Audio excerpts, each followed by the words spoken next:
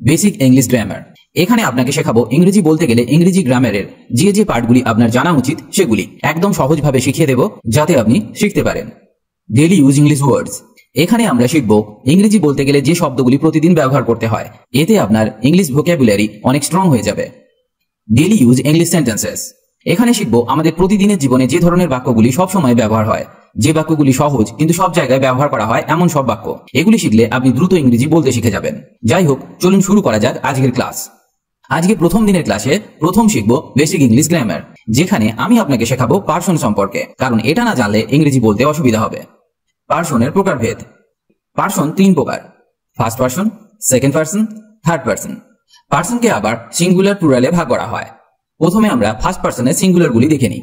I, I মানে আমি। Me, me মানে আমাকে। মাই, মাই মানে আমার। মাইন, মাইন মানে আমার। মাইসেলফ, আমি নিজেই বা নিজেকে। এবার এদের প্লুরাল ফর্মগুলো দেখা যাক। উই, উই মানে আমরা। আস, আস মানে আমাদের বা আমাদেরকে। আওয়ার, আওয়ার মানে আমাদের। আওয়ার্স মানে আমাদের। আওয়ারসেলভস মানে আমরা নিজেরা। এবার চলুন দেখি সেকেন্ড পার্সন। সেকেন্ড পার্সনে পড়ে ইউ, ইউ। তবে আপনার এখানে জেনে রাখা উচিত ইউকে আমরা সিঙ্গুলার এবং প্লুরাল দুভাবেই ব্যবহার করতে পারি। ইউ মানে তুমি বা আপনি। ইউর মানে তোমার বা আপনার। ইউরস মানে তোমাদের বা আপনাদের। ইউরসেলফ, তোমরাই বা তোমরা নিজেরাই। এবার চলুন থার্ড পার্সন সম্পর্কে। প্রথমে আমরা শিখবো সিঙ্গুলার নাম্বার, তারপরে শিখবো প্লুরাল নাম্বার। সিঙ্গুলার নাম্বারের মধ্যে যেগুলি পড়ে, হি, হিকে মেল অর্থে ব্যবহার করা হয়, যার অর্থ সে বা তিনি। সি, এটা ফিমেল অর্থে ব্যবহার করা হয়, যার মানে সে বা তিনি। ইট, ইট মানে এটা বা ইহা। ইটস, ইটস মানে এর। ইটসেলফ মানে নিজে বা নিজেই। হিম, হিম মানে তাকে। হিজ, হিজ মানে তার। হার, এটি ফিমেল অর্থে ব্যবহার করা হয়, হার মানে তার। হার্স, হার্স মানেও তার। হারসেলফ মানে সে নিজেই। এবার প্লুরালগুলি দেখা যাক। দে, দে মানে হলো তারা। দেম, দেম মানে তাদের।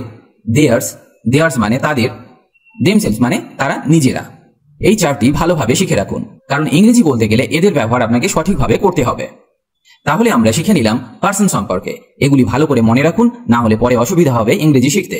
এগুলি সহজ, কিন্তু এদের ছাড়া ইংরেজি বাক্য গঠন করা সম্ভব নয়। এই ছোট ছোট জিনিসগুলি প্রথম থেকে ঠিকঠাক ভাবে শিখে নিতে পারলে আপনি সঠিক ইংরেজি বলতে শিখে যাবেন। এবার প্রশ্ন হলো, এগুলি জানলেই কি আপনি ইংরেজি বলতে পারবেন? এর উত্তর না। এর সাথে আপনাকে এর কিছু নিয়ম শিখতে হবে, যেগুলি জানা খুবই জরুরি। তবেই আপনি সঠিক ইংরেজি বলতে শিখবেন। তাহলে চলুন এবার এদের ব্যবহারের কিছু নিয়ম শিখে নেওয়া যাক। মানে এই শব্দগুলি আমরা কোথায় কোথায় বা কিভাবে ব্যবহার করতে পারবো।